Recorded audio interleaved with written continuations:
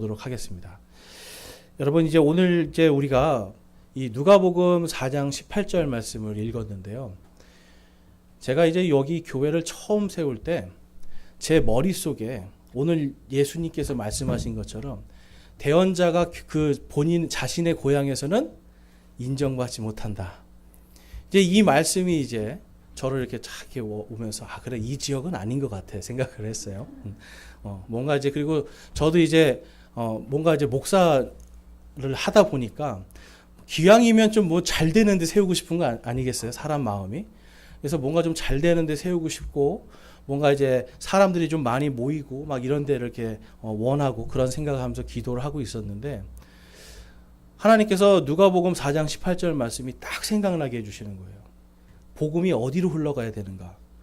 과연 이 복음이 필요한 것이 어딘가라고 했을 때 하나님께서 오늘 말씀처럼 주의 영께서 내게 임하셨으니 이는 그분께서 내게 기름을 부으사 가난한 자들에게 복음을 선포하게 하셨기 때문이라. 그분께서 나를 보내신 것은 마음이 상한 자들을 고치며 포로된 자들에게 구출을, 눈먼 자들에게 다시 보게 함을 선포하고 상처 입은 자들을 자유하게 하며 주의 받아주시는 해를 선포하게 하려 하심이라 하였더라. 아멘. 제가 마음속에 내 안에 성령님이 계시지라는 생각을 딱 하게 되면서, 그래, 그러면 이 복음이 어디로 가야 되는가 라고 생각했을 때 복음이 여기서 보니까 가난한 자들에게 가야 된다. 여기 계신 분들이 가난하다는 뜻이 아닙니다, 여러분. 저는 이제 이 지역을 여기에서 제가 한 5살 때인가 이쪽 지역으로 이사를 왔어요, 제가. 그래서 이제 구파발에서 살고 또 이 옆에 이제 불광중학교 다니고, 그러니까 여기는 그냥 제 고향이에요. 그러니까 제가 자라면서 제가 이곳을 잘 알잖아요. 잘 알고 누구보다도 제가 이 지역에서 정말 이 곳이 얼마나 힘든 곳이라는 것을 제가 잘 알고 있어요. 그래서 처음에 이제 이곳을 정하고 이곳에서 이제 교회를 개척해야 되겠다 하면서 했을 때 말리시는 분들도 있었어요. 기왕이면은 신축된 아파트 앞으로 가라. 그러니까 쉽게 말해서 가성비가 좋다라는 거예요. 그러니까 거기 가면은 젊은 사람들도 많이 오고 뭔가 좀 돈이 있는 사람들이 오니까 똑같은 숫자가 와도 거기가 교회하기가 훨씬 쉽다. 근데 이제 여기는 사람들도 많이 가난하고 마음들도 다치고 상처 입은 사람들도 많고 이 지역은 열악하기 때문에 여기에 굳이 또 교회를 개척하지 않아도 되지 않느냐라는 그러한 말씀을 해주시는 분들도 있었어요. 그러니까 저를 사랑하는 마음으로 해주신 거 제가 알아요. 그런데 이 말씀을 묵상하면서 제가 느낀 것은 정말 복음이 필요한 곳에 교회를 세워야 되는구나. 특별히 저희와 같이 정말 성경적으로 뭔가 하나님의 말씀대로만 하는 교회를 세워야 되겠다라는 생각을 하면서, 그러면 그러한 교회가 없는 곳이 어딘가라고 봤더니 바로 이곳이었어요. 여기에도 여러분 이 골목 안에요, 그리고 이 건너편에요, 여러분 교회가 한 20개는 있습니다. 정말 많이 있어요. 정말 많은 교회들이 있는데 왜 굳이 여기에 세워야 되는가 했을 때 하나님께서는 이 말씀으로 저를 꽉 붙들으셨고 분명히 하나님의 분명하신 뜻이 있을 것이다 생각을 할 수가 있었어요. 그래서 이제 이 하나님께서 이 연서 제일침례교회라고 하는 이 공동체를 이곳에 세우실 때, 아까 우리 김덕원 형제님도 기도하실 때 말씀하셨지만 정말 딱 모든 게 다 준비되어 있었습니다. 그냥 모든 게 그냥 딱 여기 세워야지 하는 순간 그냥 뭐 여기 도배 이런 거는 아무것도 아니고요. 그냥 다 이런 장의자 하나부터도 저희가 산 게 없어요. 그냥 다 그냥 하나님께서 준비하시고 이런 뭐 모든 것들을 다 피아노까지도 하나님이 다 예비하시고, 그래서 이게 정말 하나님이 세우라는 것이 맞는구나 생각을 하게 됐어요. 오늘 본문 말씀에 보면요, 이런 말씀이 있습니다. 누가복음 4장 23절 24절에 보면 그분께서 그들에게 이르시되 너희가 분명히 의사야 너 자신을 고치라 한 이 격언을 내게 말하며 우리가 들은 바 내가 가버나움에서 행한 모든 일을 여기 내 고향에서도 행하라 하리라 하시고, 또 이르시되 진실로 내가 너희에게 이르노니 어떤 대언자도 자기 고향에서는 인정받지 못하느니라. 아멘. 제가 인정받고자 하는 마음을 탁 내려놓게 해주신 말씀이에요. 아니, 예수님도 인정을 못 받았는데 뭐 내가 뭐라고 여기 와서 내 고향에서 교회한다고 해서 또 여기서 뭘 인정받으려고 했을까? 분명히 나는 이제 이러한 것들이 아니라 하나님의 말씀만 전하면 된다. 예수님이 여러분 그렇게 하지 않으셨습니까? 사람들이 조롱하고 비난하고 핍박을 해도 아무도 알아주지 않아도 특별히 이 고향, 그 고향에서는 아무도 알아주지 않았거든요. 아, 저 사람은 요셉의 아들이야, 마리아의 아들이야, 형제들이 있고 어릴 때부터 목수로 섬기면서 살았고, 이러한 것들을 쭉 사람들을 보면서 그분의 말씀을 듣는 게 아니라 그 사람을 보고 있었던 거예요. 그분이 하는 말씀을 듣는 게 아니라 그 사람을 보고 있었던 거예요. 그러면서 이들이 얘기했죠. 다른 곳에서 행한 기적들 우리에게도 한번 보여봐라. 여러분, 예수님이 근데 이들에게는 이 자기 고향에서는 많은 기적을 일으키지 않으셨어요. 말씀으로 하셨어요. 왜 그랬을까요, 여러분? 그들에게는 여러분 기적을 보여줘도 믿지 않을 거라는 거 아신 거예요. 말씀을 전하고 그 말씀이 역사하게 하신 거죠. 여러분, 이 교회가 저도 이제 미국에서 이제 왔잖아요. 거기에서 했던 것들, 거기에서 받았던 여러 가지 것들, 이제 이러한 것들을 생각하면서 여기로 왔더니 다 깨져버리는 거예요. 아니었구나. 여기가 이 대한민국 제가 8년 정도 만에 와보니까 영적으로 정말 가난한 나라가 됐어요. 하나님의 말씀이 가난한 나라가 됐어요.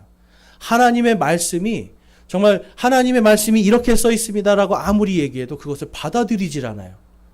하나님의 진리를 말해도 사람들은 계속 전통과 자기들이 해왔던 모든 그것들을 원하지 하나님의 말씀대로 하는 걸 원하지 않더라는 거죠. 그러면서 제가 느낀 것은 이 나라가 특별히 은평구 이 지역뿐만 아니라 이 나라가 말씀이 정말 가난한 나라구나. 여러분, 말씀이 가난한 나라가 돼서는 안 됩니다. 하나님의 이 복음의 진리가 풍성하게 열매 맺는 나라가 되어야 됩니다. 하나님께서 이 작은 교회, 여기 우리 교회, 여러분들이 생각하실 수 있어요. 이 교회가 뭘 할 수 있을까?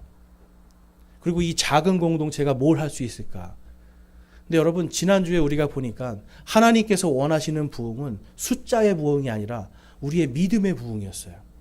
우리의 믿음이 부흥하고요. 나 한 사람이 또한 우리 공동체가 하나님 앞에서 이 믿음이 부흥된 채로 잘 서면, 우리가 모여서 복음의 이 하나님의 말씀의 등불을 잘 비추면, 그러면 여러분 이 땅에 누군가는 또 믿음의 부흥이 일어날 줄로 믿습니다. 여러분, 미국의 부흥도 그렇고 영국의 부흥도 그렇고 하나님 앞에 헌신하는 한 사람 때문에 이것이 일어나요. 많은 숫자, 그것이 중요한 것이 아니라 한 사람이 깨어나고 살아나면 부흥이 임하는 줄로 믿습니다. 그래서 우리 교회를 하나님께서 이곳에 세워주실 때 주의 영께서 이곳에 임하셨다라고 하는 이 강력한 은혜, 그리고 그것을 통해서 우리를 정말 이 영적으로 말씀이 가난한 이곳, 말씀이 가난한 이 나라, 말씀이 가난한 이 민족들을 위해서 하나님께서 분명히 하실 일이 있을 것이다라고 저는 그것을 기억하면서 계속 기도하고 있습니다. 그래서 우리 교회는 우리가 함께 정말 이러한 것들을 함께 공동체 안에서 힘있게 나갔으면 좋겠습니다. 다시 오늘 본문 말씀에 보면 18절에 우리 하반절에 보면 그분께서 나를 보내신 것은 마음이 상한 자들을 고치며 포로된 자들에게 구출을, 눈먼 자들에게 다시 보게 함을 선포하고 상처 입은 자들을 자유하게 하며 주의 받아주시는 해를 선포하게 하려 하심이라. 아멘. 여러분, 여기에 보면 정말 말씀이 가난한 사람들의 영적인 상태가 그대로 나와 있어요. 그들을 보면 여기에 보면 마음이 상한 자들. 여러분, 마음이 상했다라는 건 우리가 인간적으로 봤을 때 사람에게 주로 마음을 다쳐요. 그렇지 않아요? 여러분, 강아지나 고양이한테 마음을 다치세요? 네? 강아지나 고양이한테 마음 다치는 사람은 없어요. 근데 우리는 항상 사람에게 마음을 다쳐요. 근데 여러분, 그 뜻이 뭐냐면 우리의 삶이 사람한테 집중이 돼 있다라는 거예요. 사람을 바라보고 사람의 말에 이리저리 흔들리기 시작하니까 마음이 상하게 돼 있습니다. 그러다 보니까 하나님의 말씀도 여러분, 제가 선포하면서 많은 경우에 그런 경우들이 있어요. 하나님의 말씀이 이렇습니다라고 선포를 하는데 그 말씀의 상처를 받아요, 사람들이. 말씀의 상처를 받아요. 왜 그럴까요, 여러분? 하나님의 말씀이 이게 진짜 진리고 이것이 내 말씀이다라고 하는 이 믿음이 없는 거예요, 여러분. 말씀이 가난하다라는 건 여러분, 이 성경책이 없다는 것도 아니고요. 성경을 볼 수 있는 시간이 없다는 게 아니에요, 여러분.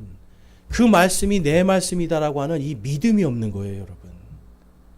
이것은 여러분 우리가 깊이 묵상해 봐야 되는 일입니다. 성령께서 내 안에 계시는데 왜 나는 말씀이 가난할까? 여러분 우리 교회 성도님들은 그래도 하나님의 말씀에 많이 갈급하신 분들이 많아요. 이건 여러분 말씀이 갈급한 것, 말씀이 가난한 게 아닙니다. 말씀의 이 은혜가 정말 하나라도 더 은혜를 하나님의 주시는 이 진리의 말씀을 듣고 내가 믿음으로 성장하고자 하는 하나님 앞에 나아가는 진정한 사랑의 마음이에요. 그런데 말씀이 가난한 사람들은 무엇이냐면 이 말씀에 관심이 없어요, 여러분. 그래서 마음이 상한 자들, 이러한 자들을 말씀으로 고쳐서 하나님, 사람에 대한 것들이 아니라 세상에 대한 것들이 아니라 하나님께 그 마음을 고정시키게 해주는 것. 여러분 이것이 우리가 해야 될 일입니다. 또한 포로된 자들에게 구출을, 눈먼 자들에게 다시 보게 함을 선포하고 상처 입은 자들을 자유하게 하며. 여러분 포로된 자들 정말 많이 있어요. 정말 많이 있어요.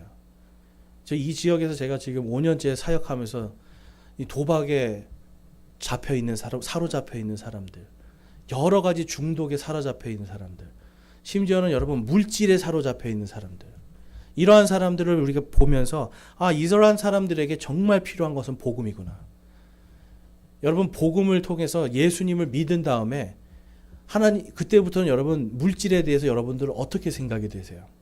예수님을 믿기 전과 믿은 다음에 물질과 세상을 바라보는 눈이 좀 바뀌지 않습니까? 혹시 아직도 똑같으신 분 계세요? 왜 바뀌게 되는 거예요, 여러분? 왜 물질에 대해서 이게 바뀌게 되는 거예요? 그냥 뭐 불교나 이런 것처럼 허무주의예요? 그런 건 아니잖아요. 주인이 바뀌는 거예요, 여러분. 주인이. 물질의 주인이 옛날에는 내 거였어요. 내 돈, 내 집, 내 거, 내 차. 다 내가 쥐고 있었단 말이에요. 그런데 예수님을 믿고 주의 영께서 내 안에 딱 들어오니까 그 다음부터는 내 인생의 주인이 누가 돼요? 하나님이 되시죠. 그리고 이 모든 것을 공급해 주시는 분이 누구시라는 걸 인정하기 시작해요. 하나님이시죠.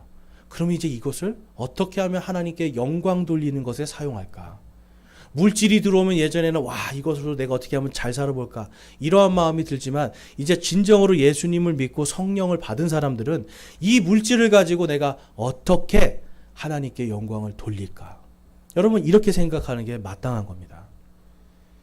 여러분 지금 우리나라는요, 우리 그리스도인들이 이 의식을 개혁을 해야 돼요. 의식을. 전부 다 예수님을 믿어서 뭔가 복을 받으려는 이러한 흐름들이 있고요. 뭔가 예수님 믿어서 자녀들이 잘 되고, 뭔가 예수님 믿고 교회 나오는 것을 통해서 내가 잘 되고 땅에 복을 얻으려고 하는 이러한 것들이 교회 안에 팽배하다라는 거예요. 그러니까 물질이 들어오면 하나님 감사합니다. 물질이 나가면 하나님 왜 이러세요? 마음의 주인이 하나님이 되지 않고 있는 겁니다. 여러분 우리나라에서 지금 제가 사역을 하면서 계속 정말 내 인생의 주인이 하나님이 되셔야 되고 내 인생을 이끌어가는 것이 하나님의 말씀이 되어야 된다. 제가 늘 강조하고 있어요, 여러분. 오늘 예수님께서도 이사야서의 말씀을 읽으신 다음에 이 말씀이 오늘 이 자리에 성취되었노라 말씀하시잖아요. 저와 여러분의 삶에도 여러분 이러한 선포가 있어야 돼요. 하나님의 이 말씀이 오늘 내 삶에 성취되었도다 하는 이 믿음의 고백이 있어야 될 줄로 믿습니다. 여러분 그러할 때 믿음의 부흥이 일어나요. 하나님께서 여러분 이 땅에 지금 성령님을 통해서 교회를 세우셨어요. 그러면 그 교회를 통해서 반드시 해야 되는 것은 하나님의 말씀이 이곳에 성취되었다. 복음의 말씀이 성취되었다. 또 하나님의 진리의 말씀이 성취되었다고 하는 이 복음, 이 진리가 선포되는 교회가 되어야 되는 겁니다. 그리고 저와 여러분이 또한 하나님 세상 속에 나갈 때는 한 사람 한 사람이 또한 교회로 나가요, 여러분. 그러면 어디를 가든지 예수님의 고백처럼 내가 주의 말씀이 내 삶에 성취가 되었다라고 하는 이것을 우리가 일하여 드러내고 세상 속에서 고백할 수가 있어야 됩니다. 그것을 통해서 사람들은 여러분 희망을 얻고 소망을 얻는 거예요. 그리스도인들이 가는데 소망도 없고 빛도 없어요. 그리스도인들이 갔는데 눈먼 자들 사이에 갔는데 눈먼 자들 사이에서 여러분 이상한 취급당한다. 그럼 여러분 생각해 봐야 돼요. 내가 눈먼 자들에게 가서 나는 지금 예수님의 말씀으로 하나님의 이 복음의 말씀으로 이것을 봅니다라고 이야기하고 그들을 바로 내게로 끌어와서 그럼 당신은 보입니까? 라고 하는 이 믿음의 고백들을 듣고 내가 그것으로 그들을 인도할 수 있어야 돼요. 여러분 이것이 하나님께서 오늘 이 자리에 주의 영을 통해서 이 교회를 세우신 목적입니다. 그래서 오늘 이제 우리가 좀 알아보셔야 될 거는 정말 성령님께서 교회를 세우신다는 거예요, 여러분. 근데 많은 분들이 성령님께서 교회를 세우신다 그러면 제가 예전에 이제 신학대학원 다닐 때 전도사님들이 이제 그런 걸 해요. 기도를 했더니 성령님이 저기에다가 교회를 세우래요. 기도를 했더니 성령님이 저기다 교회를 세우래요. 그 어떤 분들은 어떤 목사님은 기도하는데 하나님께서 교회를 새롭게 건축하래요. 근데 여러분 이런 게 이제 우리가 볼 때는 성령님이 세우시는 건가라고 생각할 수도 있어요. 물론 이제 그분들은 그렇게 역사하실 수 있으니까 뭐 그거는 이제 저희들이 뭐 상관할 건 아닙니다. 오늘 제가 말씀드리고 싶은 거는 정말 이 초대교회부터 지금까지 하나님께서 교회를 성령님을 통해서 세우셨다라는 거예요. 여러분 초대교회라는 게 무슨 뜻인가요? 초대교회. 초대교회 아시나요? 초대교회라는 말 처음 들어보신다 하시는 분 계세요? 초대교회. 초대 대통령이 무슨 뜻인가요, 여러분? 초대 대통령. 처음이죠. 초대 대통령이 누구예요? 우리나라요? 그렇죠. 그러니까 처음 대통령이 된 사람. 초대 대통령. 그러면 초대교회라는 건 무슨 뜻인 거예요, 여러분? 처음 생겨난 교회. 성경에 보면 여러분 교회가 처음 생겨나는 이야기가 있습니다. 이 교회라는 건요, 이 그리스어로 에클레시아인데요. 이 에클레시아는 뭐냐면 사람들의 모임이에요. 그런데 부르심을 받은 사람들의 모임이에요. 이해가 되세요? 여러분 그냥 모인 게 아니라 부르심을 받은 특별한 목적을 위해서 모인 것을 교회라고 이 그리스 사람들은 말을 했습니다. 그래서 만약에 이런 거예요. 어떤 이 도시에 문제가 있을 때 그 각 동네에 요즘으로 말하면 통반장들이 다 모이는 거예요. 아니면 각 동네에 이 구청에 있는 구청장들이 모이는 거예요. 그래서 대표들이 모이는 곳이 바로 교회였습니다. 하나님께서 저와 여러분을 하나님의 말씀의 사역자로 세우셨어요. 저희가 세상에 나갈 때는 예수 그리스도의 대사로서 예수님의 왕국의 대표들로 나가는 겁니다. 그러니까 지금 여기에 여러분 오늘 주일날 모인 이 자리는 저와 여러분이 하나님과 그리스도의 사역자들로서 이곳에 모인 거예요. 아멘이십니까, 여러분? 저와 여러분이 여기 그냥 모인 게 아니에요. 그런데 성경에 보니까 그냥 모으신 것도 특별한 이유가 있는데 그 모으실 때 성령님께서 역사하셨다라는 거예요. 우리 사도행전 1장 8절 말씀을 보면 오직 성령님께서 너희에게 임하신 후에 너희가 권능을 받고 예루살렘과 온 유대와 사마리아에서 그리고 땅의 맨 끝 지역까지 이르러 나를 위한 증인이 되리라 하시니라. 아멘. 예수님께서 승천하시기 전에 지금 제자들에게 말씀하시는 거예요. 너희들에게 성령님께서 너희에게 임하시면 너희가 권능을 받아요. 권능을 받고 온 유대와 온 사마리아와 땅의 끝까지. 여러분 이게 교회가 어떻게 돼요? 점프해서 가는 게 아니죠. 쫙 퍼져나간다는 걸 말씀하는 거예요. 예루살렘과 온 유대와 사마리아와 그리고 땅 끝까지. 당시에 이 땅 끝이라는 개념은 저 끝에 유럽은 저 끝에 스페인까지. 그리고 뭐 요즘에 우리로 말하면 땅 끝이 어디입니까, 여러분? 이 대한민국에서는 제주도가 땅 끝이에요? 아닙니다. 사실은 땅 끝 마을은 남해에 있습니다. 그러니까 이 섬들이 아니라 땅의 이 육지의 끝에서 끝까지를 이제 표현하고 있는데 이게 이제 영적으로 말하면 모든 민족들에게라는 뜻인 거죠. 모든 민족들에게. 그럼 여기서 보면 제자들이 성령님께서 임하시면 뭘 받는데요? 성령님이 너희에게 임하신 뒤에 너희가 권능을 받고. 여러분 교회는요 성령님을 통해서 권능을 받은 기관입니다. 여러분 이것을 우리가 잘 기억하셔야 돼요. 제자들이 교회를 세우기 시작했잖아요. 그러면 그 교회 하나하나가 전부 다 성령께서 임하신 권능이 임한 교회들이라는 거예요. 그러니까 예수님께서 벌써 교회를 내가 개척하게 너희를 개척하게 할 것인데 그 교회는 성령님을 통해 권능을 받을 것이다. 이렇게 말씀을 해요. 자, 사도행전 2장 46절에서 47절에 보면 이제 교회가 탄생하는 이야기가 나옵니다. 우리가 아셔야 되는 게 예수님의 공생의 3년 반 동안 제자들은 하나의 교회로서 아직은 태어나지 않고 잉태되어 있는 상태였어요. 그러다가 성령님이 오심을 통해서 이제 초대 교회가 탄생하게 됩니다. 사도행전 2장 46절 47절 우리 함께 한번 읽어보겠습니다. 시작. 또 날마다 한 마음이 되어 성전에 거하고 집에서 집으로 돌아가며 빵을 떼면서 단일한 마음으로 즐겁게 자기들의 음식을 먹고 하나님을 찬양하며 온 백성에게 호감을 얻으니 주께서 구원받아야 할 자들을 날마다 교회에 더하시니라. 아멘. 예수님이 말씀하신 대로 정말 성령님께서 딱 임했어요. 마가의 다락방에 120여 명이 된 사람들이 예수님께서 약속하신 성령님을 기다리면서 기도하고 있을 때 성령님께서 불의 혀와 같은 모습으로, 여러분 불의 혀와 같은 모습은 불이라는 뜻은 아니에요. 그러한 모습으로 오셨다는 거예요. 각 사람마다 머리에 성령님이 불의 형상으로 내려오십니다. 이게 뭘 뜻하는 줄 아세요, 여러분? 성경에 보면 이런 게 딱 한 번 나와요. 바로 각 사람들에게 성령님의 권능이 주어졌다라는 거예요. 권능이. 왜냐하면 이 사람들이 전부 다 흩어져서 이제는 교회를 세울 사람들이거든요. 그래서 하나님께서 그들에게 권능을 주시고 그들이 이제 성령의 권능을 받아서 성령을 받았다라고 하는 표적으로 그때부터 뭘 하기 시작해요? 이 사람들이 각 나라의 말로 방언으로 타 언어로 이 사람들이 복음을 선포합니다. 막 그리스 말, 에티오피아 말, 막 로마 말로 막 복음을 선포하고 예수님을 선포했더니 거기에 모여있던 유대인들은 전부 다 구약 성경을 아는 사람들이고 바로 이 메시아를 기다리던 사람들이거든요. 그러니까 딱 들어보니까 이야, 부활하신 그분이 메시아구나. 우리가 이제는 율법이 아니라 바로 예수 그리스도를 믿어야 되겠구나 하고 그날로 회개하고 3,000명의 사람들이 침례를 받고 교회에 더해집니다. 여러분, 이 사건을 통해서 교회가요, 이제 예루살렘 교회가 딱 탄생을 해요. 예루살렘 교회가. 그런데 그 사람들이 탄생을 해서 뭘 했다라고 기록돼요? 서로 한 마음이 됐고요. 단일한 마음으로 즐겁게 자기들의 음식을 먹고.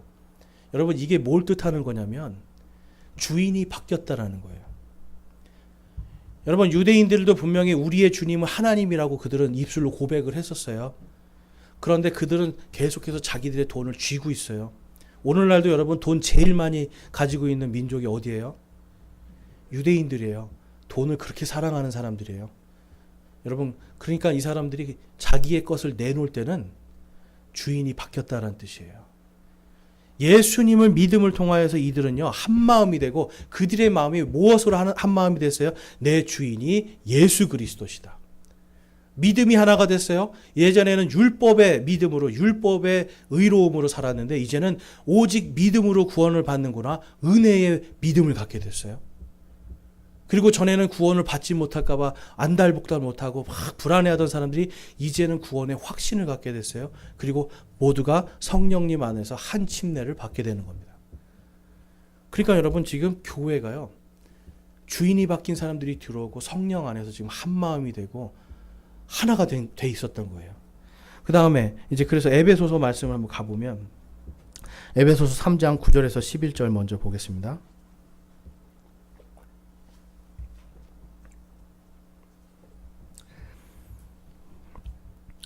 에베소서 3장 9절에서 11절. 또 예수 그리스도에 의해 모든 것을 창조하신 하나님 안에서 세상이 시작된 이후로 감추어져 온 이 신비에 참여하는 것이 무엇인지 모든 사람들이 보게 하려 하심이라.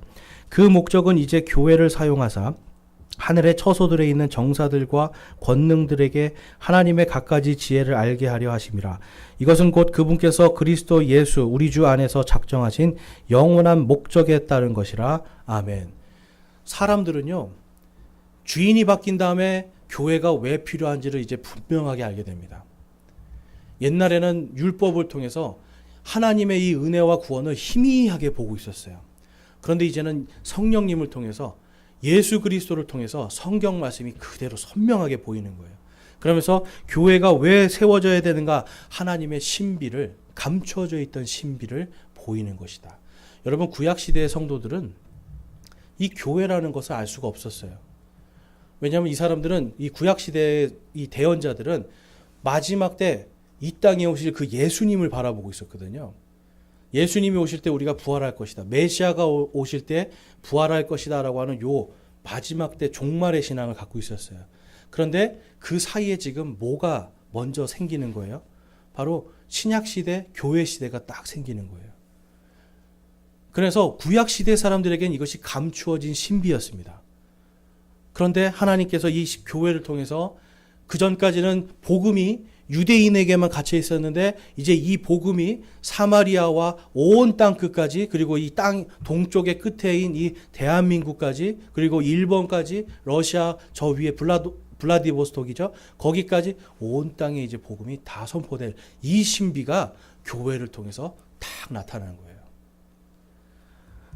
그리고 10절에 보니까 그 목적이 여러분, 하늘의 처소에 있는 정사들과 권능들에게 하나님의 갖가지 지혜를 알게 하려 하심이라.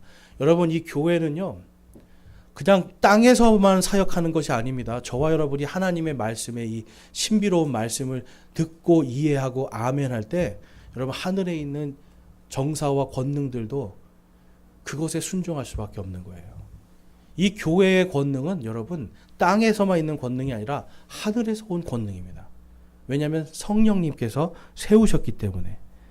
그래서 이 교회는 땅에서의 권능과 하늘에서의 권능, 이 두 가지를 세상에서 다 보이는 곳이 교회예요.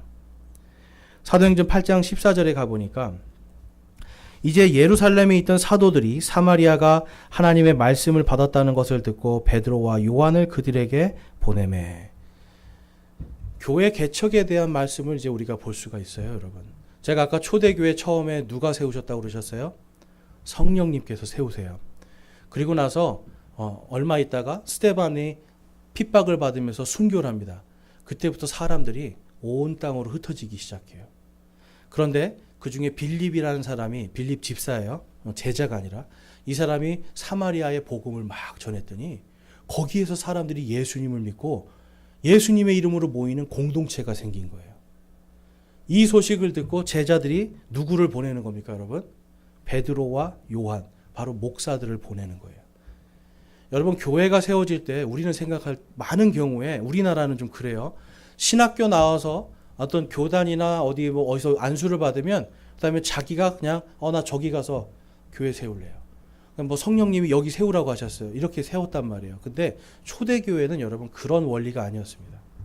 복음을 막 전해서 믿음의 공동체가 세워지면 그게 바로 교회가 되는 게 아니었어요. 베드로나 요한이나 하나님께서 안수하시고 교회에서 안수한 자들이 그곳에 가서 교회를 세우는 거예요. 이것이 뭔지 아세요, 여러분? 교회가 또 다른 지역 교회를 낳는 거예요. 처음에 이 초대교회는요, 이런 식으로 교회를 세웠습니다. 그냥 아무나 가서 나 예수님 믿고, 뭐 두세 사람이, 예수님 믿는 두세 사람이 모이면 교회가 되지, 이런 식이 아니었다라는 거예요. 철저하게 여러분, 하나님의 질서 안에서 교회가 세워졌어요. 여러분, 하나님은 질서의 하나님이십니까? 혼란의 하나님이십니까? 질서의 하나님. 교회도 여러분, 그냥 막 세우는 게 아니에요. 교회가 성령님 하늘의 권능을 받았잖아요. 그러면 교회를 세울 때도 하나님의 권능으로 세워져야 되는 거예요. 그래서 공동체가 생기고 그 다음에 목사들을 보내서 그곳에 교회를 세웠습니다. 사도행전 11장 말씀에 가보면 또 비슷한 말씀이 있습니다. 이제 스데반으로 인하여 일어난 핍박으로 말미암아 널리 흩어진 자들이 멀리 베니게와 키프로스와 안디옥까지 여행하며 오직 유대인들에게만 말씀을 선포하더라. 그들 가운데 키프로스와 구레네 출신의 몇 사람이 안디옥에 이르러 그리스말 하는 사람들에게 말하여 주 예수님을 선포하며 21절 주의 손이 그들과 함께함으로 주의 많은 수의 사람들이 믿고 주께로 돌아오더라. 그때에 이 일들에 관한 소식이 예루살렘에 있던 교회의 귀에 들어가매 그들이 바나바를 보내매 그가 멀리 안디옥까지 가게 하니라. 아멘. 안디옥에 이방인들의 모임이 생겼어요. 이방인들이 예수 그리스도의 이름을 믿고 구원받고 모였어요. 그러니까 이제 그때는 누구를 보내는 거예요? 이제는 바나바를 보내요. 근데 누가 보냈다고 기록되어 있어요? 교회가 보내는 겁니다, 여러분. 목사가 보내는 거 아닙니다, 여러분. 이 교회 공동체가 저곳에 공동체가 있고 저곳에 교회가 필요하니 이제 바나바를 목사로 보냅시다. 보내는 거예요, 여러분. 교회 개척의 이제 과정을 아시겠어요, 여러분? 교회는요, 이 다음에 이제 뭐 사도행전 13장에 가도 그렇고 계속해서 교회가 한 지역의 교회를 계속해서 나아갑니다. 그리고 사역자들을 보내서 그때 교회가 세워지는 거예요. 저희 교회가 여러분 이곳에 세워질 때 그냥 제가 와서 제 마음대로 세우는 게 아니에요.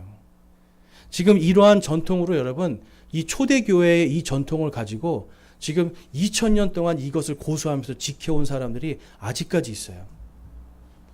그 사람들이 주로 어디냐면 미국에 있어요. 그래서 그걸 이렇게 해서 2000년 동안 흘러내려온 바로 그 교회, 거기에서 제가 침례를 받고요. 그 교회에서 안수를 받고 그 교회에서 이곳으로 보내주신 거예요. 이곳에 공동체가 이제 모이기 시작할 겁니다. 이곳에 우리가 주님의 교회를 하고 싶습니다. 허락해 주십시오. 그래서 교회에서 허락을 해주는 거예요. 당신을 그러면 선교사로 보냅니다. 가서 교회를 하십시오. 여러분, 이 모든 것이 하나님의 질서 안에서 이루어지는 거예요. 근데 요즘에는 이러한 질서가 이제 다 깨지니까 여러분 자기 마음대로 교회를 열었다 닫았다 하니까 어떤 일이 되냐면 교회의 주인이 예수님이 아니라 목사가 돼요. 목사가 있으면 교회가 좀 이렇게 성장하다가 목사가 사라지면 교회가 같이 사라져요. 여러분 근데 이렇게 해서는 교회가 결코 존재할 수가 없습니다. 지금까지 2000년 동안 교회는요. 교회가 교회를 계속해서 사역자들을 길러서 내보내요. 그 다음에 여기서 보니까 목사도 여러분 교회에서 기르는 거예요. 신학교가 아니라 교회에서 길러서 그 사람의 믿음, 이 사람이 정말 가정에서 어떻게 하는지, 이 사람이 정말 잘 성경 말씀을 잘 알고 가르치는지 이 모든 거를 수십 년, 짧게는 5, 6년 안에 다 검증받아서 이것을 안수를 주고 교회를 세워주는 거예요. 여러분 저희 교회도 그래서 지금 신학원을 하는 겁니다, 여러분. 제가 못 가르치지만 그래도 열심히 가르쳐서 뭔가 교회가 교회를 낳는데 힘을 주기 위해서 이 일을 하고 있는 거예요. 에베소서 4장 4절에서 6절 말씀에 가보면 너희를 부르심의 한 소망 안에서 너희가 부르심을 받은 것 같이 한 몸과 한 성령이 있고 한 주와 한 믿음과 한 침례가 있으며 한 하나님이 계시니 곧 모든 것의 아버지시니라. 그분께서는 모든 것 위에 계시고 모든 것에 두루 계시며 또 너희 모두 안에 계시느니라. 아멘. 우리 모두 안에 계시는 분이 누구세요? 성령님이세요. 그런데 지금 에베소 교회에게 사도 바울은 말해요. 너희의 부르심은 한 소망이다. 잘 기억하세요. 한 소망, 한 주, 한 믿음, 한 침례. 이게 여러분 지역 교회예요. 그런데 요즘에 보면 여러분 심지어는 예수님 말고 다른 데도 구원이 있다라고 가르치는 교회가 있어요. 그러면 그 교회는 누가 주인이에요? 한 주예요? 두 주예요? 한 주인이 있어요? 두 주인이 있어요? 두 주인이 있죠? 다른 주인 하나가 또 있어 버리잖아요. 하나님의 자리에 물질이 있어요? 그러면 한 주가 아니라 만몬까지 두 주인을 섬기는 거예요. 그 다음에 어떤 교회는 예수님만으로 구원받습니다. 이렇게 성경에 기록되어 있는데 죽어봐야 합니다. 죽어봐야 알죠. 어떻게 구원을 확신을 해요? 그거는 교만한 겁니다. 이렇게 가르치고 어떤 사람은 한평생 착한 일을 많이 해서 이만큼 덕을 쌓으면 그래야 구원받는데요. 그럼 여러분 이 두 사람들이 다르게 믿는데 같은 교회를 다녀요. 그러면 한 믿음입니까? 두 믿음입니까? 믿음이 여러분 요즘은 교회에 수십 개의 믿음이 한 공간에 있어요. 여러분 이거는 성령님의 질서 안에서 아니라는 거예요.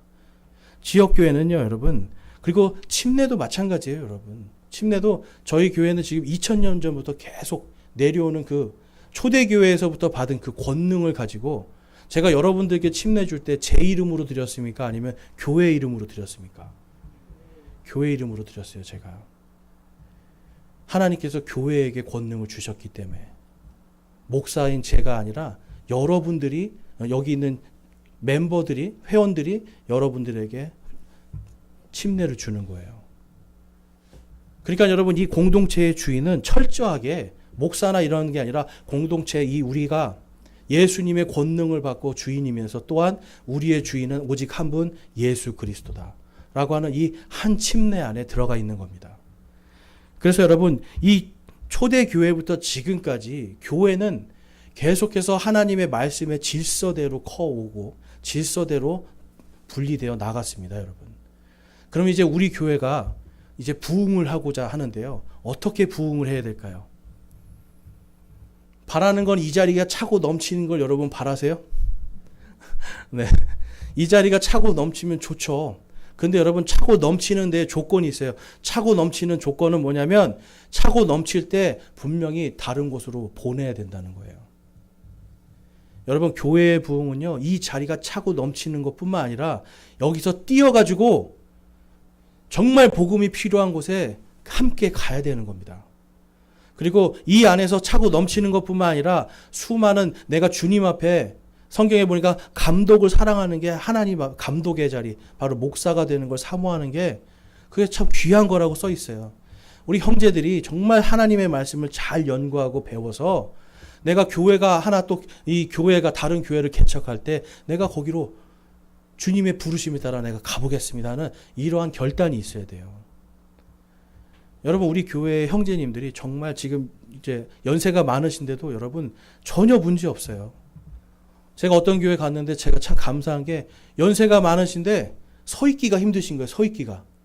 그러니까 앉아서 성경을 가르치시는데 너무 은혜가 돼요. 여러분 서 있기 힘들면 앉아서 은혜 말씀 전하고 하면 뭐 안 됩니까?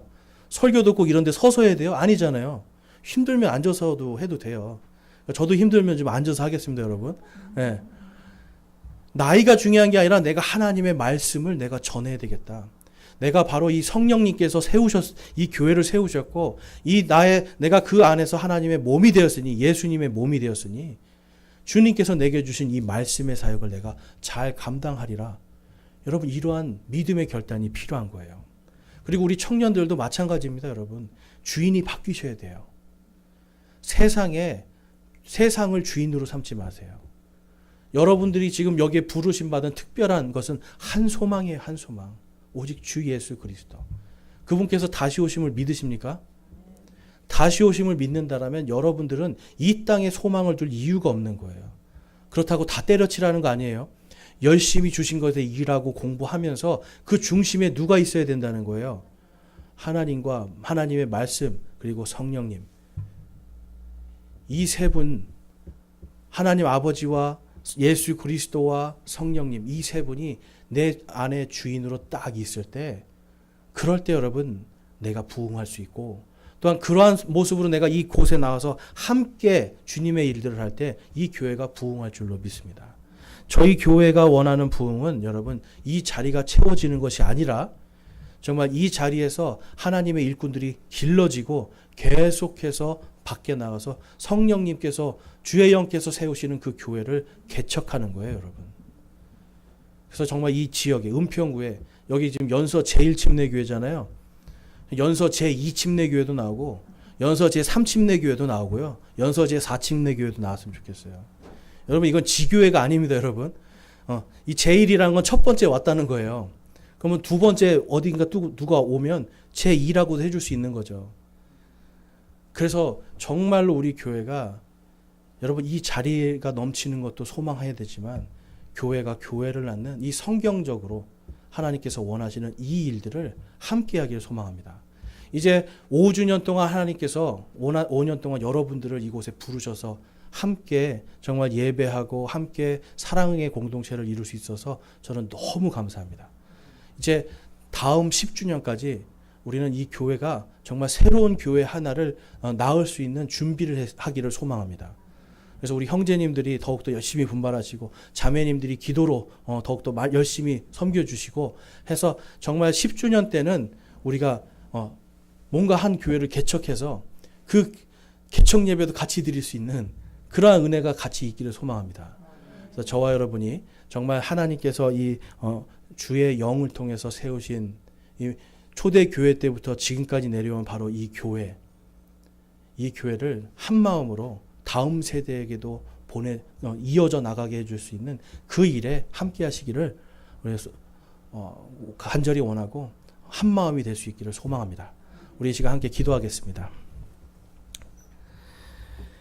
우리 이 시간 기도할 때 여러분, 우리가 교회에 하나님께서 부르신 이 목적을 잘 기억하시기 원합니다. 특별히 내가 정말 한 주가 내 안에 있는지, 우리 교회에 내가 다른 주님을 끌고 오진 않았는지, 우리 교회에 내가 다른 믿음을 끌고 오진 않았는지, 내가 다른 침례를 가지고 들어오진 않았는지 우리 다시 한번 생각해 보면서 정말 주님, 제가 오직 제 안에 한 주님만이 있기를, 그리고 성경의 말씀만을 믿는 한 믿음이 있기를, 또한 오직 예수 그리스도만으로 구원받고 내가 부활하리라고 하는 이 한 소망만 있기를, 그리고 초대교회부터 내려오는 바로 이 한 침례를 다음 세대에게도 내가 전할 수 있기를 이 시간 우리 함께 결단하고 기도하기 원합니다. 기도하겠습니다.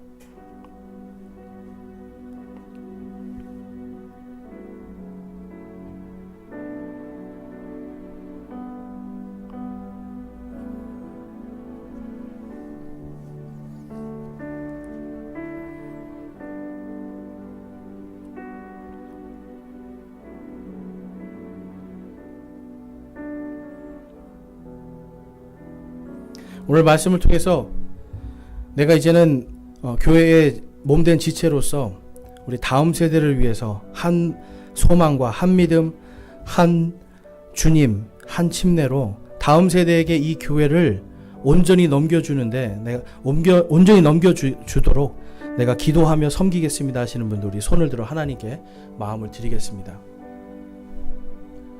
감사합니다. 손 내려주시고요. 내가 이제 내 삶의 주인이 바뀌기를 소망합니다.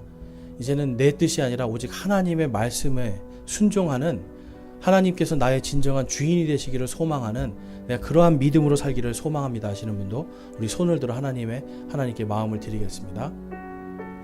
감사합니다. 손 내려주시고요. 여러분들께서 오늘 결단하시고 소망하신 대로 정말 하나님께서 여러분 안에 한 주인이 되시고 성령님께서 여러분의 믿음의 부흥을 불러일으켜 주시기를 주님의 이름으로 축원합니다.